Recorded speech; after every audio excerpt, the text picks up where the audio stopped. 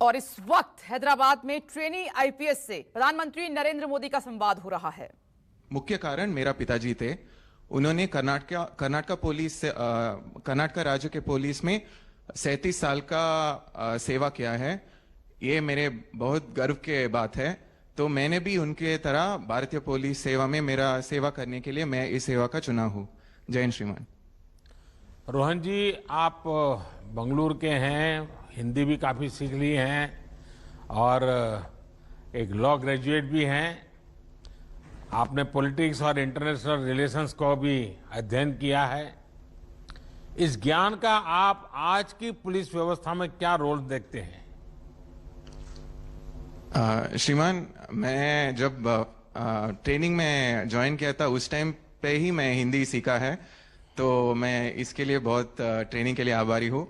और मैं political science और इंटरनेशनल सीखते वक्त मैं दुनिया अभी बहुत छोटे लग रहा है ग्लोबलाइजेशन के द्वारा। तो इसलिए हम हर तरह पुलिस एजेंसीज और दूसरे राज्यों के साथ भी इंटरपोल के द्वारा काम करने का मौका मिलेगा। तो हमारा क्राइम डिटेक्शन और इन्वेस्टिगेशन अभी साइबर क्राइम्स के द्वारा क्राइम्स सिर्फ इंडिया को ही लोकलाइज नहीं है बट इंटरनेशनल भी है। तो इस नॉलेज से रिलेशंस रखना और अन्य क्राइम्स को सॉल्व करना, international cross border terrorism, Naxalism और ड्रग्स का मामले में सॉल्व करना उपयोग होता है। श्रीमान, हम अक्सर पुलिस एकेडमी में मुश्किल फिजिकल ट्रेनिंग के बारे में सुना करते हैं। आपको जो ट्रेनिंग मिली, आपको क्या लगता है? क्योंकि आपने अपने पिताजी को देखा है, जिंदगी पूरी आपकी ये पुलिस बेड़े के बीच में ही बीती है, लेकिन आप स्वयं खुद इस ट्रेनिंग में आए, तो आपको क्या फील हो रहा है? मन में एक संतोष हो रहा है? आपके पिताजी ने जो आपसे अपेक्षाएं की होगी उसको पूरा करने के लिए क्षमताएं आपकी दिखती होगी, और आप पिताजी कंपैरिजन करते होंगे कि उनके ज़माने में ट्रेनिंग कैसी होती थी, आपके ज़माने में कैसी होती है, तो आपके दोनों के बीच में थोड़ी भिड़ंत भी होती होगी। सर, मेरे पिताजी मेरा रोल मॉडल भी है और उन्होंने कर्नाटक पुलिस में सब इंस्पेक्टर के रूप में ज्वाइन किया थे और 37 साल के बाद वो एसपी के रैंक में रिटायर भी हो चुका है। सर, तो जब मैं एकेडमी पहुंचा था उन्होंने बोला था कि पुलिस ट्रेनिंग बहुत कठिन होता है और बहुत मेहनत करना पड़ेगा। तो मैं आते अंदर एक माइकल एंजेलो का एक वाक्य लिखा है सर। उसमें बोला है हम सबके अंदर एक स्टैचू ऑलरेडी है, एक शिल्प है। हम एकेडमी के द्वारा उस शिल्प को एक स्टोन से निकालना पड़ता है। ऐसे ही हमारा निर्देशक सर और हमारा सब फैकल्टी हमको ट्रेन करके हमारा बेहतरीन शिल्प बनाया है। तो हम इस शिल्प लेके हमारा देश को सेवा करेंगे सर। अच्छा, इस ट्रेनिंग को और बेहतर करने के लिए क्या करना चाहिए? कोई सुझाव है मन में? सर, अभी ऑलरेडी बहुत बेहतर है। मैं पहले सुना है कि बहुत कठिन था। अब हमारा नया निर्देशक आने के बाद और सब चेंजेस हो चुका है और हमारे सोच रखकर ही ट्रेनिंग कर रहा है और हमको इंटरनेशनल स्टैंडर्ड्स पर ट्रेनिंग कर रहा है। तो मैं बहुत खुश हूँ इस ट्रेनिंग से। रोहन जी, मुझे बताया गया है कि आप अच्छे स्विमर हैं और आपने एकेडमी के पुराने सारे रिकॉर्ड भी तोड़ दिए हैं।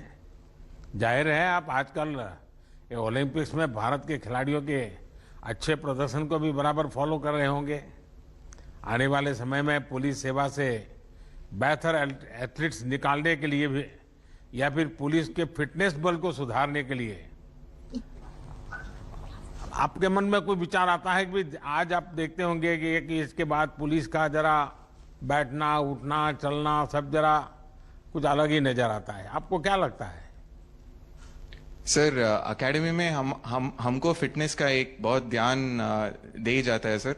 तो इसलिए मेरा सोच है कि हम यहाँ समय बिताने के बाद एक फिटनेस का एक सिर्फ ट्रेनिंग में ही नहीं सर बट हमारा जिंदगी में एक पार्ट हो जाता है सर। अभी भी मेरे को शायद क्लास नहीं है तो मॉर्निंग पीटी नहीं है तो भी मेरे को 5 बजे मैं उठ जाता हूँ सर, क्योंकि वो रूटीन रह चुका है। तो ये हमारा पूरी जिंदगी में हम लेके जाएंगे। और जब हम जिला पहुंचेंगे, हमारा साथी अधिकारी और हमारा साथ काम करने वाला पुलिस अधिकारी को भी इस बारे में बोल के उनको भी स्ट्रेस मैनेजमेंट और हेल्थ के मैनेजमेंट और उनके तबीयत को कैसा ठीक रखने का इनका जानकारी भी दे के हम सिर्फ आपकी फिटनेस ही नहीं बट सबको फिटनेस करके पूरा इंडिया को फिट रखने का कोशिश करना है श्रीमान। चलिए रोहन जी, मुझे आपसे बात करके अच्छा लगा। फिटनेस और प्रोफेशनलिज्म हमारे पुलिस की एक बहुत बड़ी जरूरत है और मुझे लगता है कि आप जैसे उत्साही युवा इन रिफॉर्म्स को और आसानी से पुलिस सिस्टम में लागू कर सकते हैं। पुलिस अपनी फोर्स में फिटनेस को प्रमोट करेगी तो समाज में भी युवा फिट रहने के लिए प्रेरित होंगे। मेरी आपको बहुत शुभकामनाएं हैं। जय हिंद श्रीमान। धन्यवाद श्रीमान। इसी श्रृंखला को बढ़ाते हुए अब मैं आमंत्रित करती हूं श्री गौरव राम प्रवेश राय को कि वह आपके समक्ष अपना परिचय रखें और संवाद करें। जय हिंद सर, मेरा नाम गौरव राय है। मैं महाराष्ट्र के अमरावती जिले का निवासी हूं और मुझे छत्तीसगढ़ काडर आवंटित हुआ है। मैंने कॉलेज ऑफ इंजीनियरिंग पुणे से सिविल इंजीनियरिंग की है और इंडियन पुलिस सर्विस से पूर्व मैं इंडियन रेलवेज में कार्यरत था। गौरव जी, मुझे बताया गया कि आप तो शतरंज के खिलाड़ी हैं, बहुत अच्छा खेलते हैं, बोलते हैं शतरंज। जी सर। अच्छा, शाह और मात के इस खेल में ये भी तय है कि आपको जीतना ही जीतना है। वैसे आपने सोचा कभी कि अपराधियों को काबू करने में आपका शतरंज का ज्ञान क्या काम आ सकता है? यस सर, मैं क्योंकि शतरंज खेलता हूं तो मैं हमेशा इसी तरीके से सोचता हूं। मुझे जैसे छत्तीसगढ़ काडर अलॉट हुआ है और वहां पे लेफ्ट विंग एक्सट्रीमिज्म ऊपर में है, माओवाद, तो उसमें सर मुझे हमेशा यही लगता है कि शतरंज में दो चीज होती है, एक स्ट्रेटेजी और एक टैक्टिक्स। तो हमेशा अपनी फोर्स में और पॉलिसीज में ऐसी स्ट्रेटेजी हो जो उनको टैकल कर सकें और ऑपरेशंस के थ्रू हम ऐसे टैक्टिक्स का इस्तेमाल करें जो कि हमें ट्रेनिंग एकेडमी में भी सिखाया गया है। इस तरीके से ऑपरेशंस करें कि हमारी कम से कम लॉसेस हो और हम ज्यादा से ज्यादा इन लोगों पर अटैक करके इनको रोक सके। गौरव जी, आपने बताया कि आपका कैडर छत्तीसगढ़ अलॉट हुआ है और वहाँ की स्थिति के विषय में आपने उल्लेख किया, वहाँ लेफ्ट विंग एक्सट्रीमिज्म की स्थिति भी है और आप उससे परिचित भी हैं। ऐसे में आपकी भूमिका और भी अहम है। आपको कानून व्यवस्था के साथ साथ जनजातीय क्षेत्रों में विकास और सोशल कनेक्ट को भी सपोर्ट करना है। आपने इसके लिए जब अमरावती में थे तो आपको उसका कोई अनुभव है क्या, कुछ स्कूल लाइफ में, कॉलेज लाइफ में? क्योंकि ये एक क्षेत्र ऐसा है जहां इन चीजों की भी बहुत जरूरत पड़ती है। यस सर, भारतीय सरकार की जो दो तरफा रणनीति है, विकास की और सिक्योरिटी पॉइंट ऑफ व्यू से, तो क्योंकि सर मैं कॉलेज में था तो मैं सिविल इंजीनियर हूं, तो मैं ये समझता हूं कि मैं नक्सलवाद, लेफ्ट विंग एक्सट्रीमिज्म को खत्म करने के लिए विकास ही एक रास्ता है। और विकास के लिए सबसे पहले अगर हम सोचते तो हमारे दिमाग में रोड, रेलवेज, घर, बेसिक सिविल फैसिलिटीज आती है। तो मैं ये समझता हूँ कि अगर मैं सिविल इंजीनियर हूँ तो मैं अपने इस नॉलेज का अच्छे से उपयोग कर पाऊंगा छत्तीसगढ़ में। आप गढ़चिरौली विषय में भी काफी कुछ स्टडी करते होंगे, महाराष्ट्र के हैं तो? ये सर, उसके बारे में भी मालूम है, पढ़ा है। गौरव जी, आप जैसे युवा अफसरों पर बहुत बड़ी जिम्मेदारी है।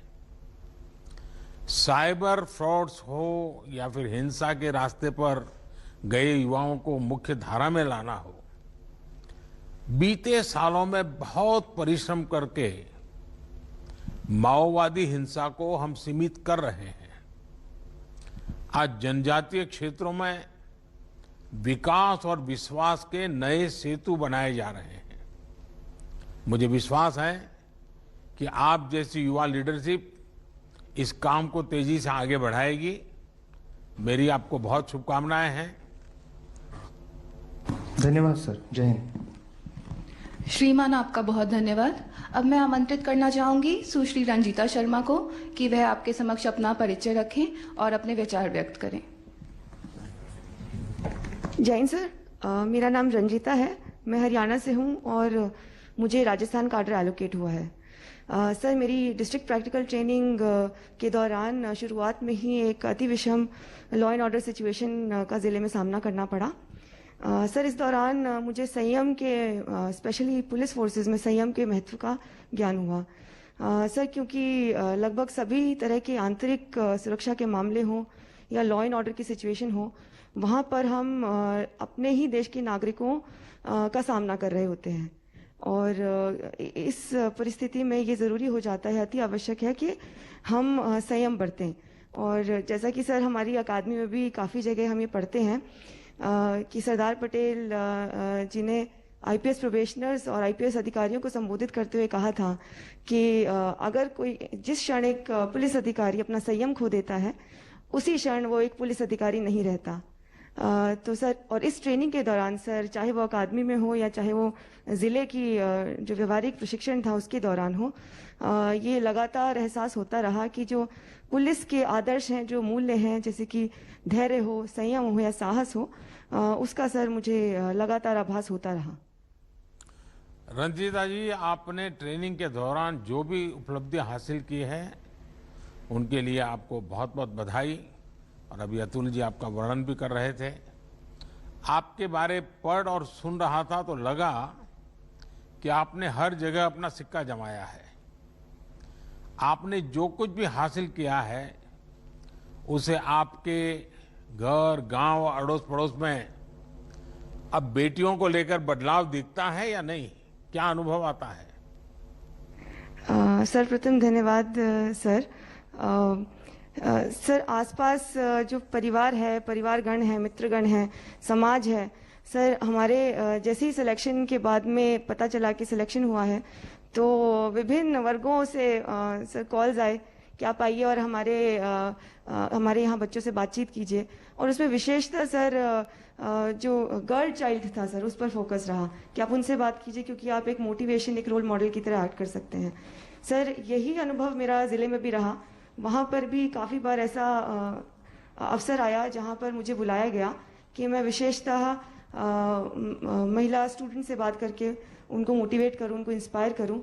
और कहीं ना कहीं सर, ये जो वर्दी है इसमें एक आइडेंटिटी, एक पहचान तो मिलती है और एक जिम्मेदारी और एक चुनौती का भी एहसास होता है। और अगर एक महिला को वो वर्दी में देखते हैं और इससे उनको कहीं ना कहीं थोड़ा भी मोटिवेशन और इंस्पिरेशन मिलता है सर, ये मेरे लिए असली उपलब्धि रहेगी। रंजीता जी, आपकी योग में भी बहुत रुचि है। आपने जो पढ़ाई की उससे लगता है कि आप पत्रकारिता क्षेत्र में आगे बढ़ना चाहती थी, तो फिर इस रास्ते में आप कैसे पहुंच गई? सर, यहाँ पर भी एक कहानी है। सर, मुझे लगता है कि मैंने निजी क्षेत्र में काम किया है इससे पहले लगभग 8-9 साल, परंतु सर मैं कुछ ऐसा एक काम करना चाहती थी जिसका असर मुझे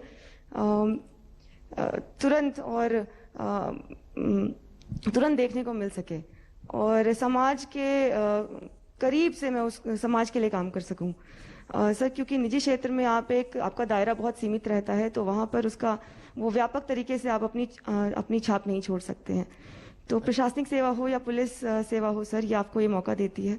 और जहाँ तक वर्दी का सवाल है सर, तो इसमें तो मुझे ये बेहद ही जिम्मेदारी और सम्मान की बात है कि मुझे भारतीय पुलिस सेवा का हिस्सा होने का अवसर मिला है। अच्छा रंजीता जी, आपने अपने लिए कोई ऐसा लक्ष्य तय किया है जो आप देश की पुलिस व्यवस्था को बेहतर बनाने के लिए जरूर अमल में लाना चाहेगी? सर, पुलिस को मुझे याद है सर, पिछली दफ़ा जब आपका ये इंटरेक्शन हुआ था तो आपने कहा था जहाँ पुलिस की बात आती है वहाँ पर डंडा, बल, इसके प्रयोग की बात आती है। तो सर, अगर मैं फील्ड में जाकर पुलिस की छवि को सुधारने, उसको बेहतर करने, उसमें किसी भी प्रकार का अगर योगदान दे पाऊंगी, पुलिस को एक्सेसिबल बनाने के लिए, पुलिस स्टेशंस को एक्सेसिबल बनाने के लिए ओवरऑल जो इमेज है पुलिस की, अगर उसको ज़रा भी इम्प्रूव करने में अगर मेरा योगदान रहा सर, वो मेरे लिए एक बड़ी उपलब्धि रहेगी और मेरा लक्ष्य भी रहेगा। रंजिता जी, जो मैंने आपके विषय में जाना सुना, आपको एक मैं ऐसे ही एडवाइस देना चाहूँगा कि वो अपनी ड्यूटी से जुड़ा हुआ नहीं है। आपको जहाँ भी ड्यूटी का अवसर मिले, सप्ताह में 1 घंटा किसी न किसी गर्ल्स स्कूल में जाकर के उन बच्चियों से ऐसे ही गपशप कीजिए। ये जीवन भर इस क्रम को बनाए रखिए। सप्ताह में 1 घंटा किसी न किसी गर्ल्स स्कूल में जाना, उन बच्चियों से मिलना, बातें करना, उनसे चर्चा करना। और दूसरा, हो सके अगर योगा की आपकी प्रैक्टिस कंटिन्यू रहती है तो कहीं खुले बगीचे में बच्चियों के लिए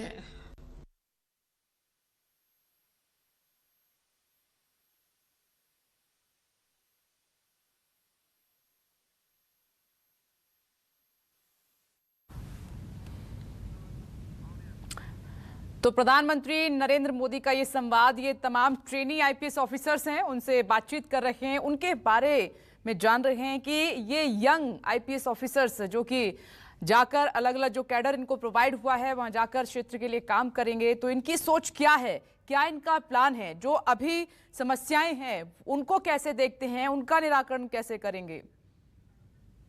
प्रयोग आने वाले समय में करेगी। मेरी आपको बहुत बहुत शुभकामनाएं हैं। धन्यवाद सर। जय हिंद सर। धन्यवाद श्रीमान।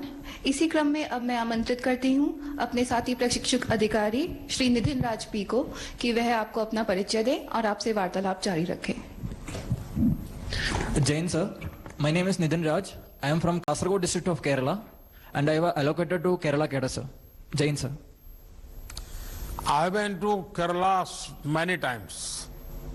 I am told that you have a keen interest in photography. Yes, sir. Which are the places that you like most in Kerala for photography?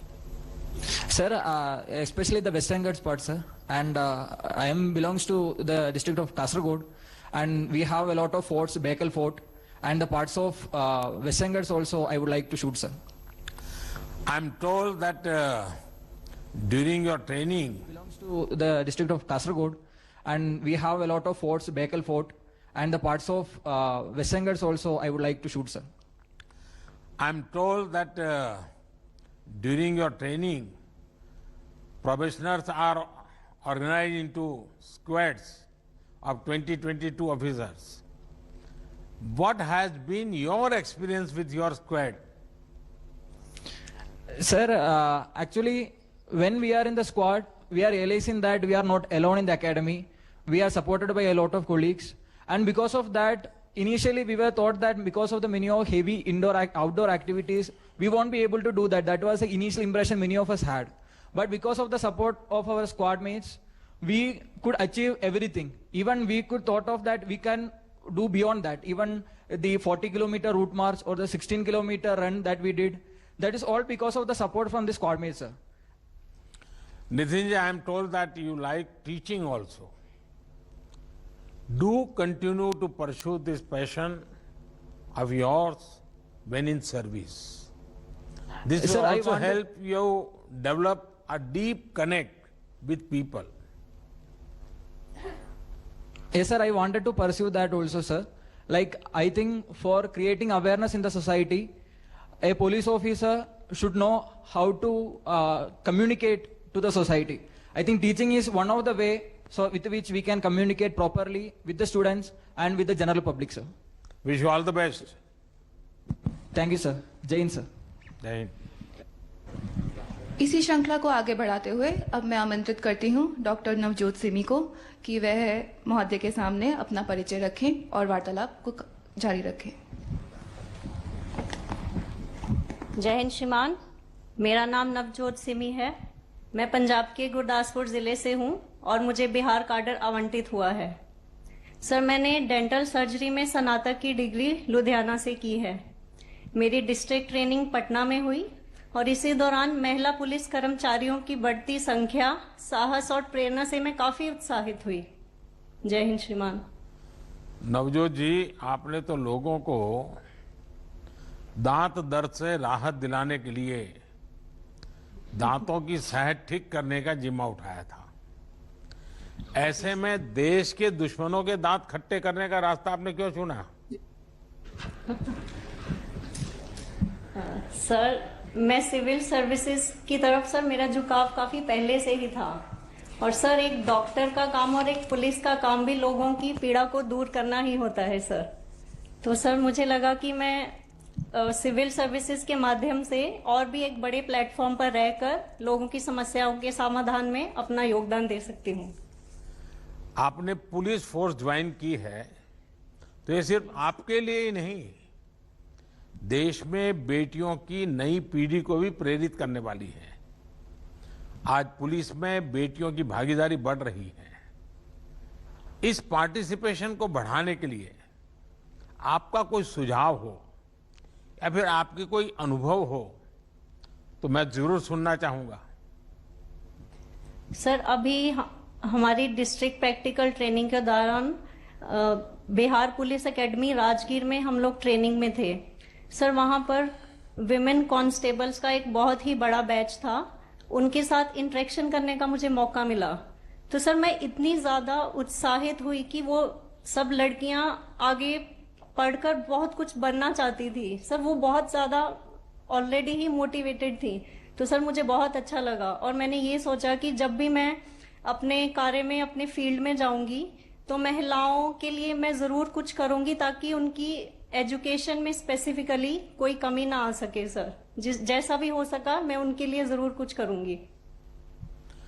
देखिए नवजोत जी, बेटियों का ज्यादा से ज्यादा पुलिस फोर्स में आना देश के पुलिसिंग सिस्टम को मजबूत करेगा।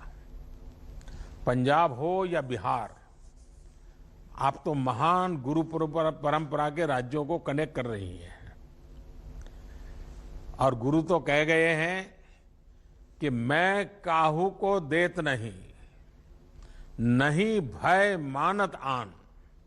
यानी सामान्य मानवी को ना तो हमें डराना है और ना किसी से डरना है। मुझे विश्वास है कि आप इसी प्रेरणा से आगे बढ़ेगी और पुलिस सेवा को और अधिक समावेशी और संवेदनशील बनाने में सफल होगी। मेरी आपको बहुत शुभकामनाएं हैं। धन्यवाद सर। जय हिंद सर। धन्यवाद श्रीमान। अब मैं निवेदन करती हूँ श्री कोमी प्रताप शिवकिशोर से कि वह अपना परिचय रखें और आपके समक्ष अपने विचार व्यक्त करें। जय हिंद श्रीमान, मेरा नाम केपीएस किशोर है और मैं आंध्रा के नेल्लोर जिले से हूं और मुझे आंध्रा का कार्डर आवंटित हुआ है। सर, मेरी इंजीनियरिंग आईटी खड़गपुर में फाइनेंशियल इंजीनियरिंग और बायोटेक्नोलॉजी में बीटेक और एमटेक में कंप्लीट किया है। उसके बाद पुलिस सर्विस ज्वाइन करने के पहले मैं 4 साल boss centre for artificial intelligence में काम किया है सर। और मुझे लगता है कि ये टेक्नोलॉजी को अगर अच्छी तरह से हम यूज करेंगे, बहुत सारे पुलिस में जो चैलेंजेस है जैसे मैन पावर शॉर्टेज वगैरह है, एफिशिएंसी के चैलेंजेस है, हम बहुत अच्छी तरह से सॉल्व कर सकते हैं। प्रताप, आप फाइनेंशियल बैकग्राउंड से हैं, ऐसे में आज फाइनेंशियल फ्रॉड्स की चुनौती है। ट्रेनिंग के दौरान उससे निपटने के लिए आपको कोई इनोवेटिव आइडियाज आते हैं क्या? विचार आते होंगे मन में काफी कुछ। जरूर सर, हमको बहुत अच्छे इन्वेस्टिगेशन में फाइनेंशियल फ्रॉड्स को इन्वेस्टिगेट करना, कौन सी लॉस है उनको परिचय किया गया है। और खास करके जब हम फील्ड ट्रेनिंग में थे करनूल जिले में, बहुत अच्छा फाइनेंशियल फ्रॉड्स, आधार रिलेटेड फेक आधार कार्ड्स के थ्रू संक्षेम कार्यक्रम से कैसे पैसे लीक हो जा रहा है, ऐसे काम इन्वेस्टिगेशन करने में बहुत ट्रेनिंग मदद की और फील्ड में, और मुझे लगता है कि बहुत कुछ आगे सीखने के लिए मिलेगा। साइबर क्राइम में हमारे बच्चे और महिलाओं को ये जो एलिमेंट्स हैं उनको बहुत निशाना बनाते रहते हैं। और इसके लिए थाने के स्तर पर क्या काम हो सकता है, इससे जुड़ा कोई सुझाव, क्योंकि आप आर्टिफिशियल इंटेलिजेंस को जानते हैं, आप टेक्नोलॉजी के व्यक्ति हैं, फाइनेंस का बैकग्राउंड है, तो इसमें कोई सुझाव आपके मन में आता है? अभी लगता है कि हाँ, इसमें ऐसे जाना चाहिए? सर हमने ये काम किया सर, जिसमें जो भी नया नया साइबर फ्रॉड हो रहा है, जिसका तरीके हो रहा है, हर दिन हम न्यूज़पेपर में और अपने लोकल सिटी चैनल में बोलते थे। और यही काम हम जो वल्नरेबल ग्रुप्स है, जैसे कॉलेजेस है, जो नया नया स्मार्टफोन लेके आ रहे हैं, और उनको हर हफ्ते एक सेशन ऐसा करते थे। और दूसरा, कंटिन्यूअसली महीने में एक बार एक वेबिनार जैसे कंडक्ट करते थे, जहां लोग अपने मन से ज्वाइन करते थे। और सबसे ज्यादा मुझे लगता है कि ये जो क्राइम जिस हिसाब से होता है, उसको हम लोगों तक पहुंचाना है, ताकि वो पहले ही जागरूक हो। देखिए प्रताप, डिजिटल टेक्नोलॉजी बहुत इंक्लूसिव टेक्नोलॉजी है जो सबको जोड़ती है और गरीब, वंचित, शोषित तक भी सुविधा और संसाधन पहुंचाने में बहुत मददगार है, और ये हमारा भविष्य भी है। लेकिन इसके साथ साथ इसमें साइबर क्राइम को भी बहुत बड़ा खतरा बना दिया है। विशेष रूप से फाइनेंशियल फ्रॉड्स एक बड़ी चुनौती है। इसलिए अपराध को थानों, जिलों, राज्यों की सीमा से बाहर निकालकर नई राष्ट्रीय और अंतर्राष्ट्रीय चुनौती बना दिया है। इससे निपटने के लिए सरकार अपने स्तर पर अनेक कदम उठा रही है, लेकिन इसमें पुलिस को भी नित नए इनोवेशन करने होंगे। डिजिटल अवेयरनेस को लेकर थाने के स्तर पर विशेष अभियान चलाए जा सकते हैं। इसके अलावा मेरी आप सभी युवा अफसरों से ये आग्रह रहेगा कि आपके पास भी अगर इस विषय में कोई सुझाव हो तो आप मेरे तक जरूर पहुंचाइए, होम मिनिस्ट्री तक पहुंचाइए, क्योंकि आज ये जो यंग फोर्स हैं, जिनको इसका बैकग्राउंड होने के कारण उनके विचार इस लड़ाई में बहुत काम आ सकते हैं। चलिए प्रताप, बहुत बहुत शुभकामनाएं आपको। जय हिंद सर। धन्यवाद श्रीमान। अब मैं मित्र राष्ट्र मालदीव के पुलिस अधिकारी श्री मोहम्मद नाजिम से अनुरोध करती हूं कि वे माननीय प्रधानमंत्री जी से अपने अनुभव साझा करें। Good morning, Honorable Prime Minister, sir. I am Chief Inspector of Police Mohammad Nazim from Maldives Police Service. It is a matter of great pride and privilege to have an opportunity to speak about my experiences in the memorable journey in Sardar Vallabhbhai Patel National Police Academy with 2019 batch of Indian Police Service. During the last 2 years of our training, our professionalism, fitness and competence as a police officer have improved tremendously. Officers from Maldives has been undergoing training in this academy since 1998. Our current Chief of Police, Mohammad Hamid, along with the most senior leaderships, are also proud alumni of this prestigious academy. Sir, the 2 years of training has enhanced our personality not only as a uniformed police officer, but also has made us better human beings. The bonhomie with Indian batchmates and other foreign batchmates is incredible, and we have enjoyed every single moment in this academy. We have made many friends with Indian officers, and we plan to remain in touch with them. We have really enjoyed the time spent here. I take this opportunity to extend our heartfelt gratitude to the Indian government for providing us with this valuable opportunity. Thank you, sir. Jai Hind.